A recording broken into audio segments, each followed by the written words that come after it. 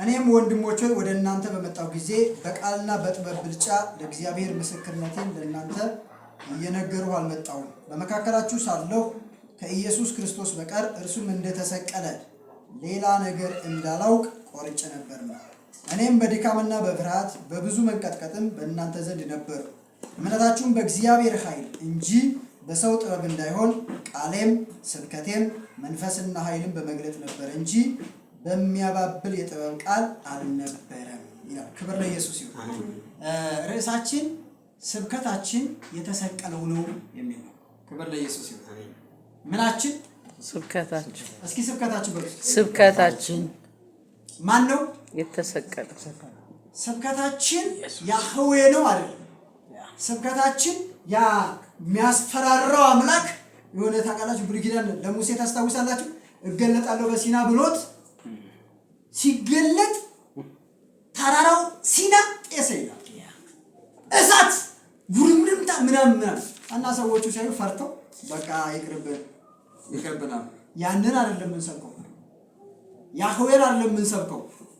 ስብከታችን ራሱ የተነሳውን ያሸነፈውንም አይደለም። በደንብ ስሙኝ።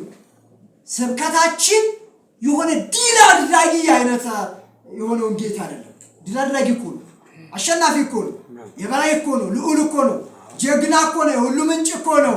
ግን ስብከታችን አለ የተሰቀለ። ክብር ለኢየሱስ አሜን። ታስታውሳላችሁ አንደኛ ቆሮንቶስ ምዕራፍ 1 ቁጥር 23 ላይ እኛ ግን ምን ያለው ክርስቶስ የተሰቀለው የሚነግሰውን ክርስቶስን አይደለም፣ ንጉሱን ክርስቶስን አይደለም፣ የዚህን ዓለም አለመኖር ወደ መኖር ያመጣውን አይደለም፣ የተሰቀለው። ክብር ለኢየሱስ ይሁን።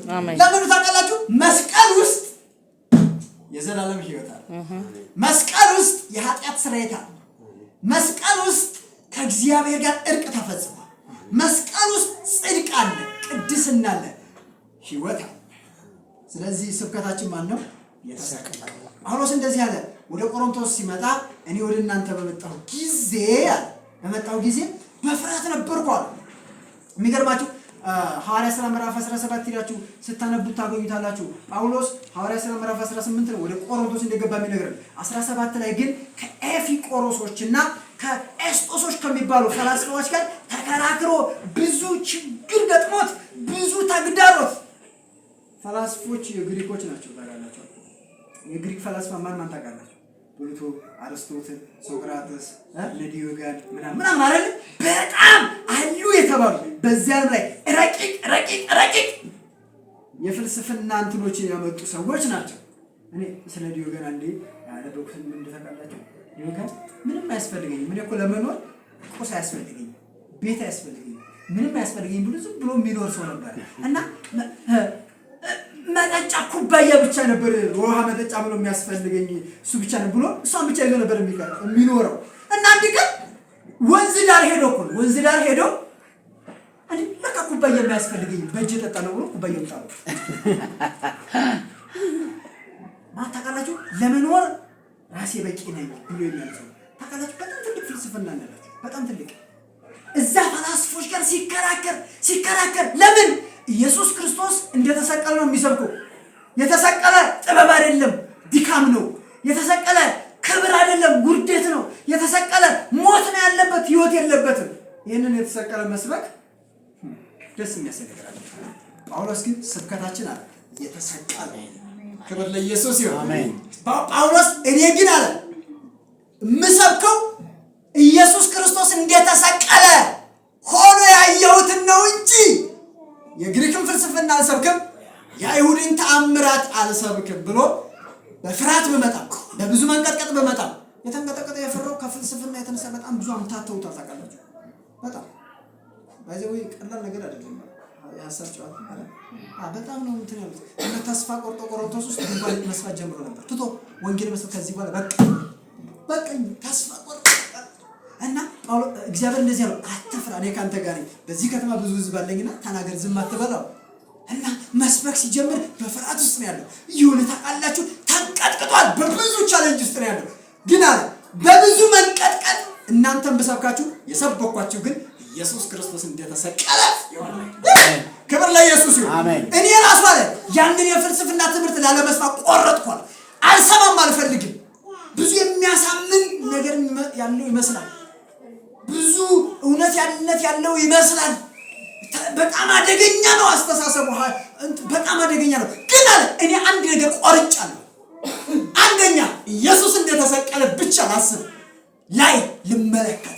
ሁለተኛ ኢየሱስ ክርስቶስ እንደተሰቀለ ልሰብክ፣ ልናገር፣ ወሬ፣ ስብከቴ፣ ንግግሬ፣ ትምህርቴ የተሰቀለው ብቻ እንዲሆን።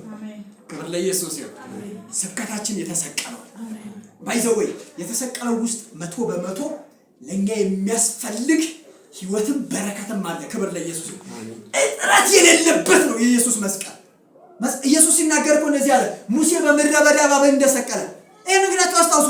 ሙሴ በምድረ በዳ የሰቀለው እባብ እኮ ሰዎቹ አይተው የተፈወሱበት ነው። ወዳጄ አንተ የተሰቀለው ክርስቶስ ስትሰብክ ፈውስ እዛ ውስጥ አለ፣ በረከት እዛ ውስጥ አለ፣ ድል እዛ ውስጥ አለ፣ ማሸነፍ እዛ ውስጥ አለ። የሌለው የለም። እንጀራ ተሰብኮ እንጀራ አይመጣም። መስቀል ተሰብኮ እንጀራ። ሃሌሉያ አሜን። ለምን እኮ ነው የዚህን ዓለም ነገር ተናገረ፣ የዚህን ነገር ዓለም ነገር አታገኘውም። መስቀል ተሰብኮ የዚህ ዓለም ነገር ይመጣል። ኢየሱስ ስለኔና ስለ ወንጌል ስለ መስቀል ቤቱን፣ ኑሮውን፣ ትዳሩን፣ ልጁን፣ ሚስቱን ሲሰጥ ክብር ለኢየሱስ ይሁን። በሚመጣው ዓለም የዘላለም ሕይወት አክሊል ለማለት ነው። በዚህ ምድር 100 እጥፍ። እስኪ መስቀል ነው። እስኪ መስቀል እኛ ስብከታችን የተሰቀለው ጳውሎስ በድፍረት ምን እንደሚል ታውቃላችሁ? አንደኛ ቆሮንቶስ ምዕራፍ 1 ቁጥር 17 ላይ እኔ አለ ወንጌልን ልሰብክ ነው እንጂ ለማጥመቅ አላከኝም ይላል። ለመስበክ እንድትጠራ ባይዘወይ መስቀል ብቸኛው የቤተክርስቲያን ስብከት ነው። መስቀልን አይሁድ አይሰብክም፣ መስቀልን አሕዛብ አይሰብክም፣ መስቀልን ሃይማኖተኛ አይሰብክም፣ መስቀልን ግሪኮች አይሰብኩም፣ መስቀልን ኢቭን ራሱ ኢየሱስ አልሰበከውም። ለምን? የመስቀል ስብከት የተጀመረው ከኢየሱስ መሰቀል ጀምሮ እንጂ ከዛ በፊት አልነበረም። ኢየሱስ እኮ ያስተማረው የመስቀል ትምህርት አይደለም፣ የጸጋ ትምህርት አይደለም፣ የመንግስት ትምህርት ይባላል። የመንግስት ትምህርት ማለት አንድ ሰው በመንግስቱ ሲኖር እንዴት መገዛት እንዴት መኖር እንዳለበት፣ በመንግስቱ ውስጥ ያለው ትምህርት ምን አይነት እንደሆነ፣ በመንግስቱ ውስጥ ሲኖር እንዴት መገዛት እንዴት መኖር እንዳለበት የሚያሳይ ብቻ። የመስቀል ትምህርት ግን እንደዛ አይደለም። ክብር ለኢየሱስ። መጽሐፉ ሲናገር እኮ ወይኔ እኛ ግን የተሰቀለውን ክርስቶስን እንሰብካለን ለሚያምኑ አይሁድ ቢሆን አሕዛብ ቢሆን። ይሄ መስቀል ይሄ የተሰቀለው ክርስቶስ ከእግዚአብሔር ዘንድ ለሚያምኑ የተሰጠ የእግዚአብሔር ኃይል ነው፣ የእግዚአብሔር ጥበብ ነው። ክብር ለኢየሱስ ይሁን። ይገርማችኋል፣ መስቀል ሲሰበክ ሕይወት አለ። መስቀል ሲሰበክ የኃጢአት ስርየት አለ። መስቀል ከተሰበከ እንደዛ ነው። በመስቀል ስብከት ውስጥ ባይዘወይ ሙታል አይደለም ያለው፣ ዲናል ነው። በመስቀል ውስጥ ኃጢአት አለብህ አይደለም፣ ኃጢአት ተሰርዮልሃል ነው። መስቀል ውስጥ የእግዚአብሔር ፍርድ አይደለም የሚወራው፣ የእግዚአብሔር ምሕረት ይወራል። አረ ክብር ለኢየሱስ ይሁን።